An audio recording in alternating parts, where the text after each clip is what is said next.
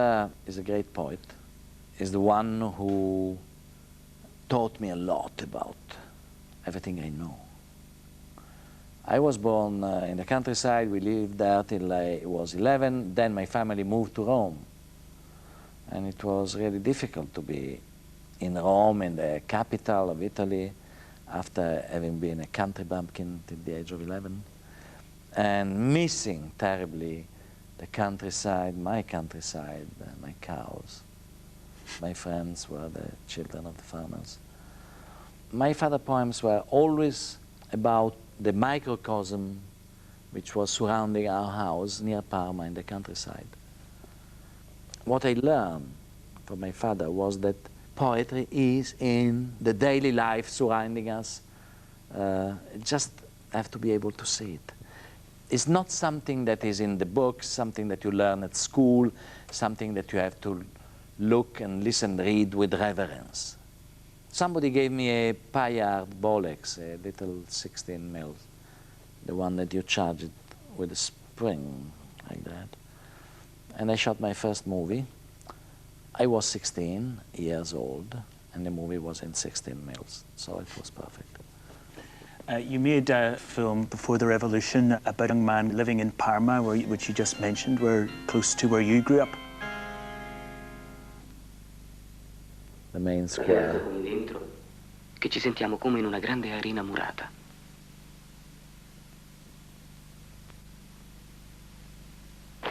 Ecco, mi muovo tra figure fuori della storia, remote. Figure in cui preesiste solo la Chiesa, in cui il cattolicesimo ha soffocato ogni oscuro desiderio di libertà. Sono i miei simili, i borghesi di Parma, quelli della messa di mezzogiorno. Mi viene in mente se sono mai nati. Se il presente risuona dentro di loro, come in me risuona e non può consumarsi. Are you him? I think I was him. Clelia. I'm not him anymore. I think that every time a young new director starts to do his first film, he has to, or she has to, vomit out its own story, its own what is inside.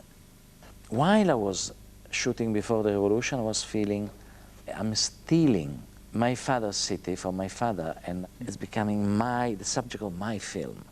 So it was a kind of case of, I would call it, of parricide. The first of the many parricide. Killing your father. Killing the father.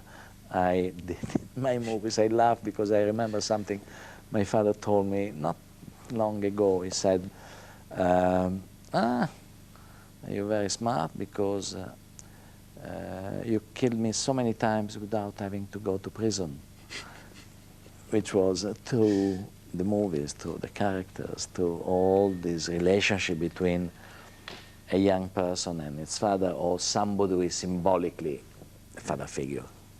Talking about symbolic father figures, when you were 18, in 1959, you saw a film by Jean-Luc Godard, and Godard became a kind of cinematic father figure. Here is a little bit of that film, of which you said it changed everything. François. Merci, monsieur. Pourquoi François, s'il vous plaît? Voilà, voilà. Godard. Godard himself, doing a cameo. In a Hitchcock. In a coup de Hitchcock. Again.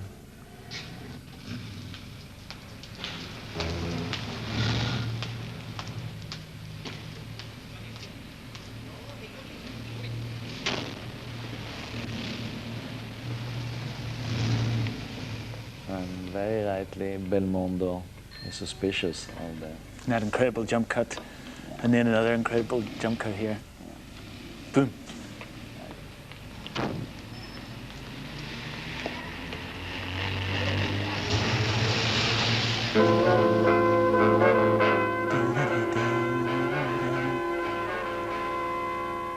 Iris. How did that change everything? I remember in the 60s, I was believing that I was ready to die and kill for a shot of Jean-Luc Godard. It's an extraordinary thing to say. You know that when you're young, you can allow yourself this kind of very extreme feelings. Yeah. Yeah, it changed just everything. But like editing jump cuts, for example. For example, the language. J'aime une fille qui a une très jolie nuque, de très jolis seins, une très jolie voix, de très jolis poignets, un très joli front, de très jolis genoux. Mais qui est lâche. A Bout de Souffle is the film of the beginning of something. It was taking away all the weight that cinema has been accumulating and giving the lightness of being able to be like a butterfly flying the street of Paris and coming out with this conte moral, with these moral tales. And I became in some way very close of Jean-Luc Godard between 65 and 68. It was more than seduction, it was plagiarism. And here's a bit of Partner, your most Godard-influenced picture. La consumazione è obbligatoria ai tavoli, c'è scritto anche lì? Oh, scusi, ho messo i tappi. Non riesco più a leggere. Vuol dire a sentire. No, a leggere.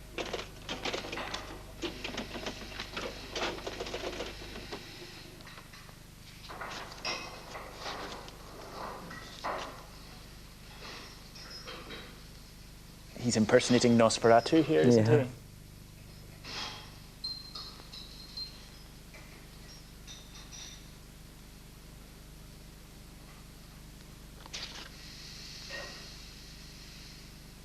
A Vietnam poster. As a Vietnam poster, just 2 kids passing by and putting on Vietnam. See, that's what's exciting for my generation to look at these films of the 60s. For me, the 60s where I was formed, I was shaped, probably because having such a strong father figure, I was looking for a liberation from my original father figure and looking for other father figures. There was Godard, there was Pasolini. I've been Pasolini assistant in his first film, Acatone, and that was maybe the most important experience in my life. Because Pasolini wasn't coming from cinema. Pasolini was a writer, he was a poet, he was an essayist, and he asked me to be his assistant because he knew my father, he knew my poems. I had an idea of cinema. I was a cinephile, I was a cinema freak. He wasn't. Because of that, I think that I've seen somebody, Pierpaolo Pasolini, inventing cinema. One day he said, facciamo una carrellata, let's have a dolly, let's make a dolly track. I said a dolly. And from the mysterious track of the grapes, it came out this binario, this track, and it was put on the dust of this Roman like shanty town.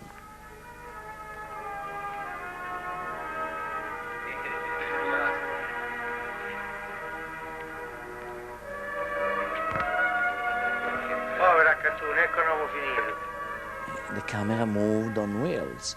It was like seeing Griffith doing the first dolly movement. And that was like witnessing the birth of cinema. That was extraordinary. It wasn't learning from a great director how to make a movie.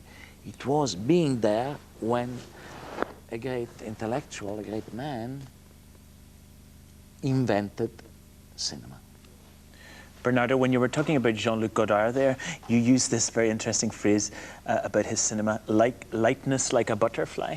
And that made me think of a scene in your film Last Emperor, made many years later, where it's quite a gentle scene where the wet nurse of the young Pouillet is being taken away, and he says, "She is not my..." As Renoir told me once, Jean Renoir. He said, il faut laisser toujours la porte ouverte sur le plateau. You have to leave always a door open on the set of your movies, because through that door, reality comes in. Who knows, maybe a butterfly flew over while we were shooting that shot, or maybe because I think that the idea of a butterfly is in some way coming out from all this. You know, when I do a movie, I don't know what I'm doing. I mean, I'm completely driven by my instincts. Maybe you feel also, though, in the past, your films were too analytical. I know you feel this of your film Partner that you made in 1968. Several times we have spoken recently, and you've used this word lightness. Maybe you want to make the cinema of more like Ernst Lubitsch or something, and less of the cinema of Godard. Lightness is just to take cinema to its origin. You know how the Chinese call cinema? Cinema in China is called the electric shadow, which is very beautiful. The electric shadows, I mean, cinema is shadow, cinema is air, cinema is light and shadow. The tendency is more and more to make it heavy and ponderous and very often, I'm afraid, pretentious. All what I would like to do is to make movies which really pass in the front of the eyes, like two butterflies flying, kissing each other in front of the eyes of the audience. But I don't accept what you said, that that Godard wasn't light. Godard was incredibly light. And there's a scene from a movie of Godard called Bande à part, which is when Anna Karina dances with Semi Frey and Claude Brasseur.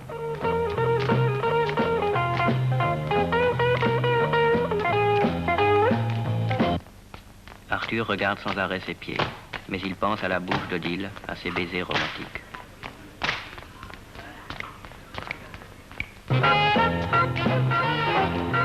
That piece of film is an example of how cinema can play with life and dreams. Odile se demande si les deux garçons remarquaient ses deux seins qui remuent à chaque pas sous son chandail.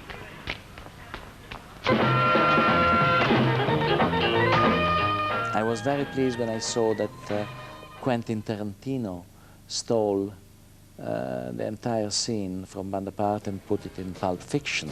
They had a high-fi phone, oh boy, did they let it blast. 700 little records, all rock, rhythm, and jazz. But when the sun went down, the rapid tempo of the music fell. C'est la vie, say the old folks, it goes to show you never can tell. In the Buddha Souffle that we watched, there were jump cuts, and your new film, Besieged, is full of jump cuts. Oh, you caught me. Why is that? Because, I tell you why. I think cinema is in its most dramatic mutation since the change from the black and white to the color, or even the mutation from silent to sound. The new electronic way of communications are a big part of reality. We are surrounded by it, and we live in it, and we are part of it. And I think that cinema has to face that. But where is the... I'm very now, surprised. let me finish. Sure. Let me finish, excuse me. You asked me about the jump cuts in Besieged. Doing Besieged, I thought, okay, this great change is going on. We have to reinvent cinema. So my feeling was to go back to the origin of cinema. And in some way, I was looking almost for a certain grain, like the movies of the origins were grainy. I looked for the jump cuts which are not like jump cuts in video clips, let's say, but they were more jump cuts like in Abu the Souffle. I don't think he has any friends. Ma allora che fa tutto il giorno? Suona il pianoforte? Da qualche lezione, Ma deve essere molto ricco allora. He had this rich aunt. Quando è morta, gli ha lasciato la casa.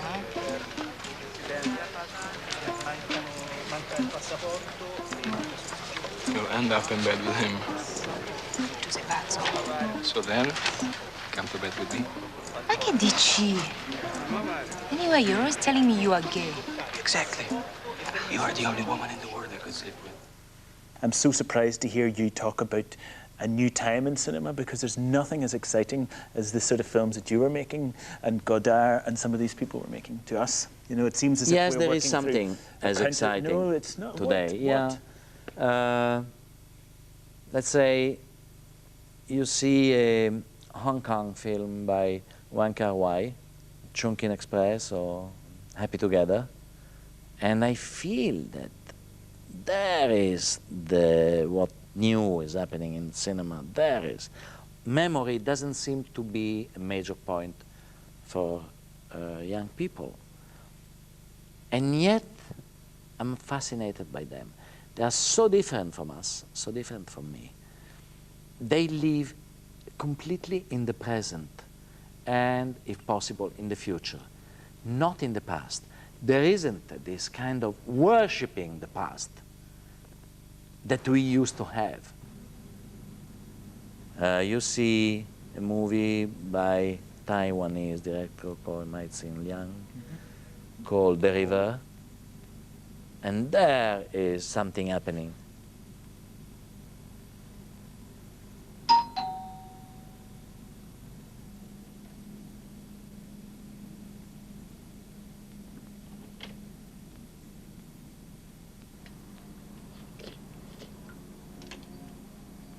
The movies I was mentioning to you before, the movies I consider a kind of way out.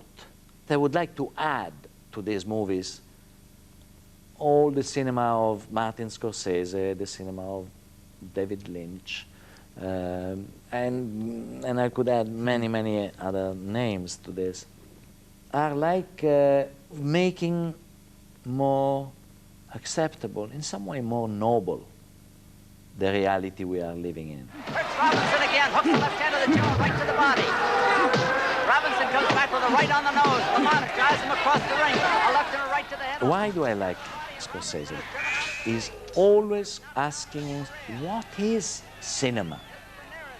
This gives to Scorsese's cinema a kind of eternal youth. I don't know if you think that this is just a bit too idealistic. I think that the films you mention are good ones. There are other examples of very young filmmakers in Germany and Russia, for example, that are exciting. It doesn't feel to me like a revolution. It feels to me like a counter-revolutionary time. But the overall trend is counter-revolutionary. They are sporadic examples. Always when there is a revolution, you have a counter-revolution. Sure. Anyway, let's not get started. 1969, you went into psychoanalysis. In 1970, you released two extraordinary films, A Spider Stratagem and Conformist. Very different from the Godardian influence. You said you could have revived from a disease. Let's take Spider Stratagem first. A very lyrical picture. God.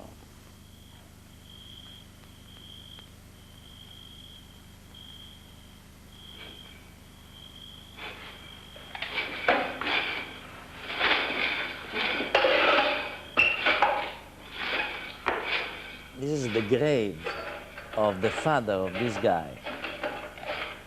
This is back to parricide, isn't it? Attacking the father, killing the father. And in the film, the father was supposed to be a great hero, but in fact he turned out to be not an anti-fascist. Is that right?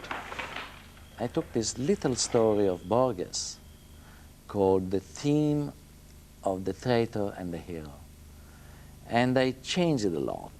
It was somebody inquiring about his ancestor, who was a hero of the first Republican Irish Revolution.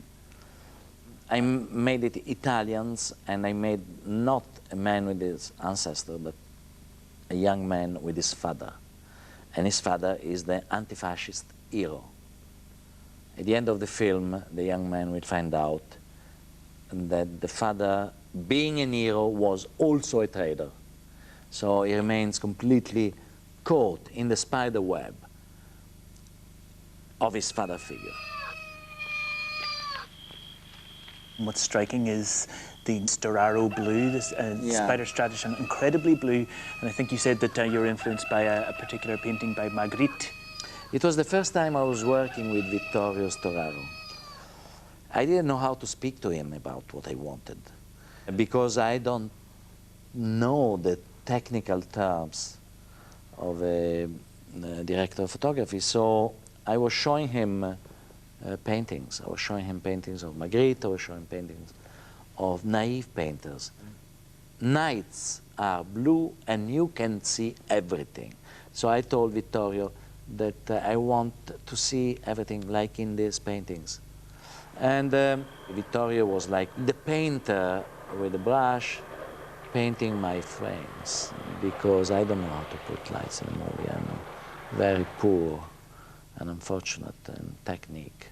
He did the lights and you did the camera moves, is that right? Completely. Yes. I was preparing the camera moves and the mise en scène, which is where you put the actors and the movement of the actors and the movement of the camera in relation to the movement of the actors.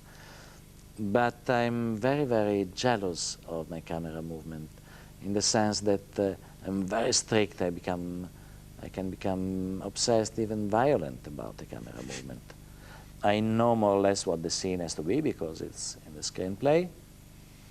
I go alone with my viewfinder, and I start to look in the viewfinder, and I'm starting to follow nobody's there, to follow in my fantasy the images of the actors, let's say the ghost of the actors moving around and doing movements, etc. Then I call the DOP, I call the grip, I call the camera operator and the actors. And I ask the actors to move following a certain design which I invented completely out of nothing. So this film is like the end of the 60s for me. It marks the end of a phase, the end of an era for me. And I was like in a tunnel with no way out. I started my psychoanalysis, my Freudian orthodox psychoanalysis. And I started to think that pleasure was very important. I started to abandon myself to the pleasure of cinema, to allow my camera to be sensual. Sensual? Yeah. To allow my camera to move like in a kind of invisible choreography, like if my movies were musical. You know, I very often thought, this sequence I'm shooting is a sequence of a musical, but without music.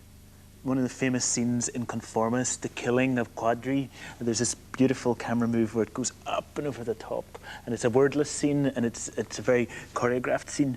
The story of the Conformist is all based on the fact that a man, when he was a young child, has a kind of traumatic homosexual experience. He refuses this experience because he feels he is profoundly different from everybody else. He wants to be like everybody else, so he wants to be a conformist. So we are in the 30s in Italy. To be a conformist, it means to be a fascist. So he wants to be most fascist than everybody else. So in order to be a good fascist, he goes to Paris to kill his old university teacher, who is an anti-fascist. But you did a naughty thing in Conformist. You gave the address of the man who's to be killed as the address, the real address of Jean-Luc Godard. Yeah, I'm afraid so. A real let's kill Godard. So you're talking like if my life and my movies were all a series of homicides. Well, I would say some of that's true. Let's have a wee look at one of these incredibly famous homicides, also famous, of course, because of its violence for that time. Credevo che si sentisse male. Ma che c'è? Che vuole da me?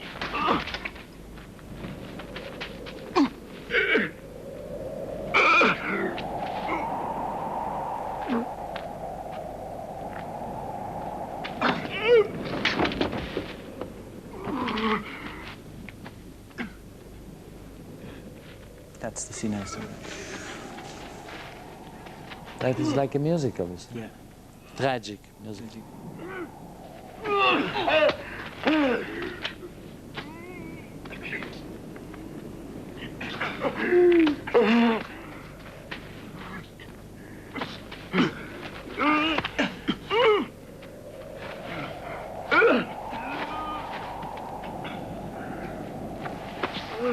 Yes, this coat coming down. It comes down, it means it's been stabbed again. It was 37, the year of the Conformist. It was, I was fascinated by the style of those years. Fashion is very important. Sometime in a movie, the length of a skirt of the actress is as important as a major dramatic turn in the film. You're only saying that to be paradoxical. Is that honestly true? You think no, because I know that being paradoxical can be a great pleasure, but I'm afraid that this is really true, because fashion made the glamour of Dominique Sanda in the Conformist. And I think that Dominique Sanda in the Conformist was as glamorous as the fusion between Marlène and Garbo and maybe Jean Tierney. You seem to be saying that Dominique Sanda in The Conformist has some of Marlène Dietrich in her and some of Garbo. This used the word fusion, a kind of androgyny. Yeah. And there's lots of androgyny in your films. Say in a film like Novecento 1900, Robert De Niro and Gérard Depardieu, the landowner and the peasant, two dialectically different men born in the same day. You say that there was something so subterraneously homosexual about that as well. I don't know if I ever said that. For sure, there are moments in the youth, in the childhood, I would say, of the two characters of Novecento, which are, I wouldn't even say homosexual, which are this kind of childish sexuality they confront their Willie. They are discovering sexuality. Saying that the two characters of Novecento, of 1900, are homosexual, it would be like saying that there is an homosexual relationship between the class of the landowners and the proletarian class. Which would be difficult. But one of the interesting things about your film is their films is their erotic imagination. It's a way, for example, the women are very beautiful but shade into masculinity, and the way that the men in Novecento, for example, we see their penises. You sort of insist in showing them, and similarly in Sheltering Sky, there's a shot that seems designed to show us John Malkovich's penis. Why cinema can't show naked men? What is this protection of men's sexuality from the same medium, cinema, which is showing so often female sexuality? That's why there was a kind of very conscious desire to rebalance this very unfair attitude cinema always had toward women. It's funny, when you watch Besieged, it makes you think of the sort of mirror image, which is Last Tango in Paris. Also, two people in a room or a few rooms, they are happy because they love each other. The people in Last Tango in Paris are much more selfish than that, aren't they? Have you changed your views of relationships? Do you know, you once said... I have no view. I don't have any view. I think a director has to be especially very humble in front of reality. My view is the reality of the times when I'm shooting a movie, of the times which are surrounding the movie I'm doing. I think I'm a servitore, I'm a servant of reality. This is what cinema, the best cinema can be. It's a way of letting reality enter into the camera as much as possible. Besieged is two young people, Tandy Newton and David Tullis, mysteriously parachuted in an old palazzo in Rome, having the difficult love story. Besieged is about a very simple idea. You will be happy only if you are able to make happy the person you love, which is something very important to me. Strange, the word today, because everybody goes to see the same film, everybody reads the same book, everybody listens to the same album. And yet everybody is terribly selfish. So there's this confusion between collective values and individual values. You said that Last Tango was like a documentary, like a Jean Rouch movie about Marlon Brando. Do you remember that scene where Schneider's asking him to talk about himself, and then Brando says things about his childhood and about standing in cow shit and everything? And these are things really from Brando's life. You haven't continued to use that kind of very documentary approach to things. Why? Always is. The only way I can shoot a movie is, as Jean Renoir said, to let a door open and let the unpredictable reality come into the shot, come into the movie. I remember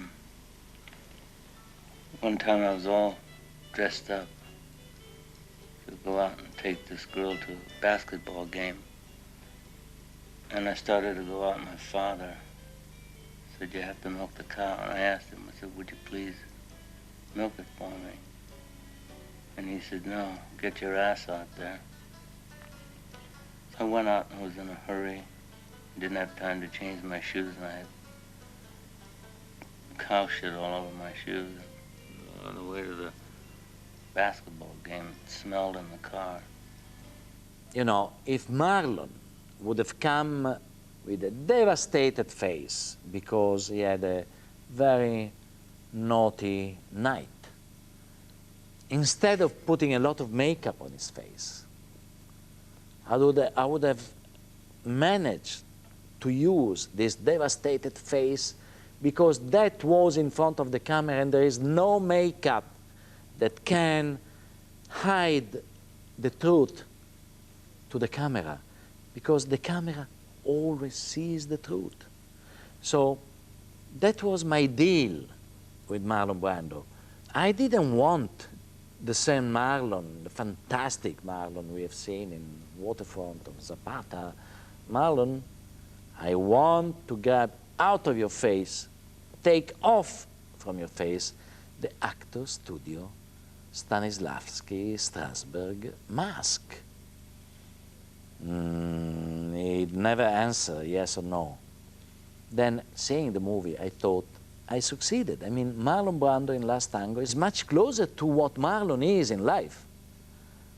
And when 2 or 3 years ago I had a long meeting with Marlon after a long time, and I told him, "Don't you think that I achieved my mission to take off the mask?" Marlon said, he had this little smile, and he said, "Ha, you think that that one was me?" But in fact, it has been always my way of approaching a story, to use the camera as if I was doing a documentary. You said cinema verite is very right. There was a monologue of Marlon's character in front of the corpse of his dead wife. And it was coming very much from a Strindberg text. I never told Marlon, but it was from Strindberg kind of misogynist drive that I took. And Marlon changed it, and it started to come out with this very, very emotional thing. You big fucker, tell me the truth, etc., etc., etc. Marlon doesn't like to learn dialogues by heart. The dialogues written just behind the camera. He likes to look for a second, catch a word of the original dialogue, and from that word, reconstruct in his memory what he had to say. And he's there looking at the dead wife, and here there's a huge blackboard with the old dialogues written. It's nice to reveal this. Go on, tell me you didn't lie. Haven't you got anything to say about that? You can think up something, can't you? Huh? Go on, tell me something. Go on, smile, you cunt. Go on, tell me something sweet. Smile at me and say I just misunderstood. Go on, tell me, you pig fucker. You goddamn fucking pig fucking liar.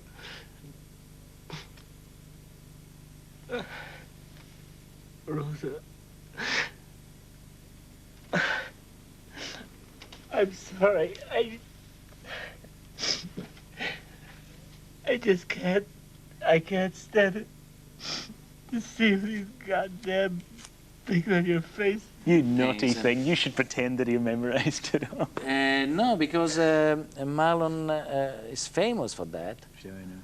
I remember he was so happy when Maria Schneider was giving him the line out off the camera, just next to the camera, and Maria would appear in front of him, who was in a close-up, with the dialogue written on her forehead. He would be so happy because we were making fun of him, and he has a lot of sense of humor. And I've got here a scene from your film Sheltering Sky, which really splits people.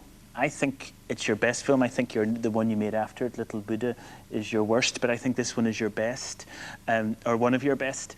But some people hate Sheltering Sky. Why does it split people so much?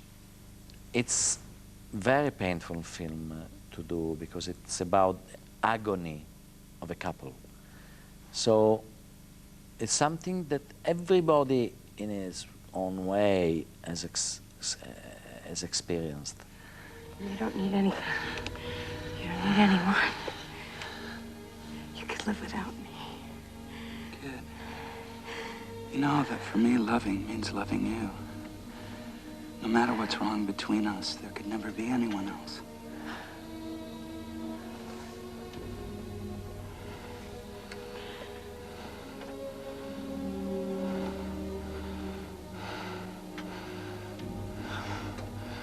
Maybe we're both afraid of... Trilogy indulge in what the reviewer called the imaginary geography of the West's desire, as if you were going to China or to Africa and indulging in these places as an exotic tourist. That's obviously a major criticism of those three films. How would you reply to that criticism? They never called the exotic trilogy. I always said my Orientalist trilogy, with some humor, because I was thinking of the Orientalist painter, which are going in general from France, but also from England, to paint the dunes of the Sahara and camels and beautiful harems or things like that. It was the 80s. I hated my country in the 80s. Very simple. It had become, suddenly, the most corrupted and cynical country in the world. I couldn't recognize my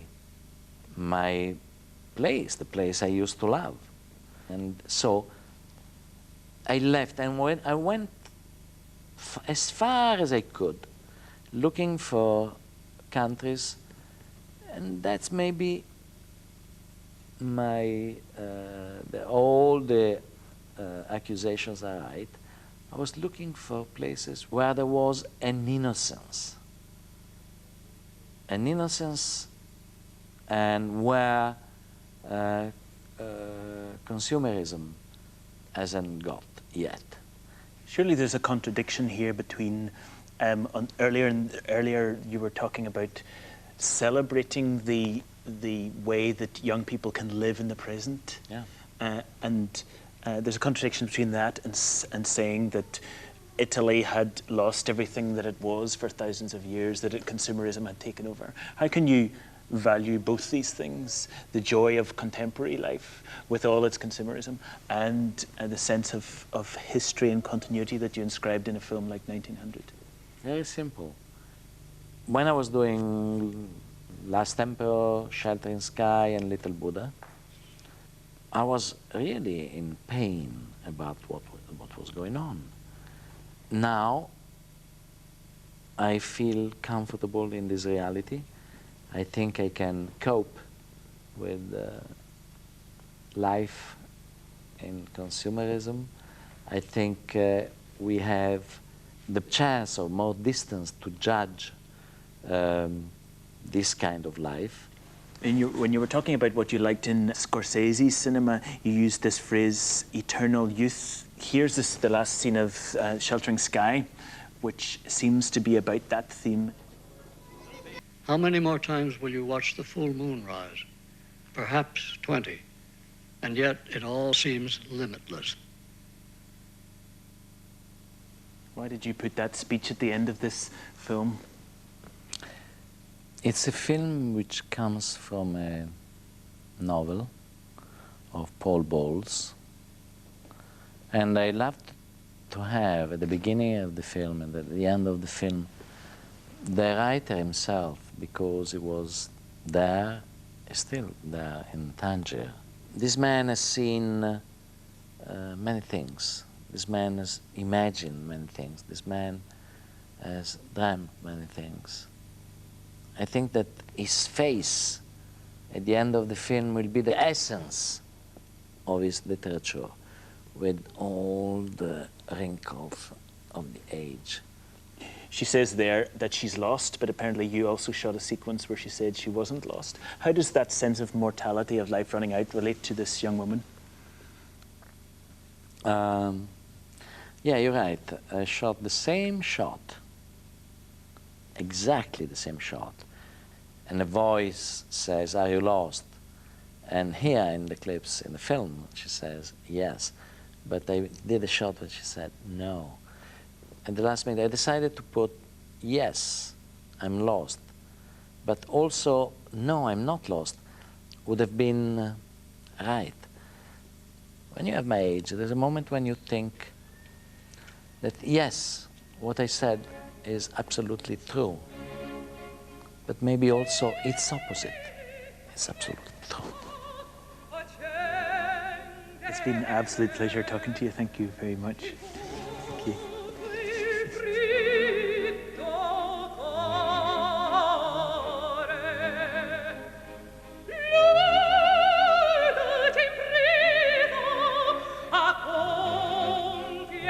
Movies are made with the same material dreams are made of.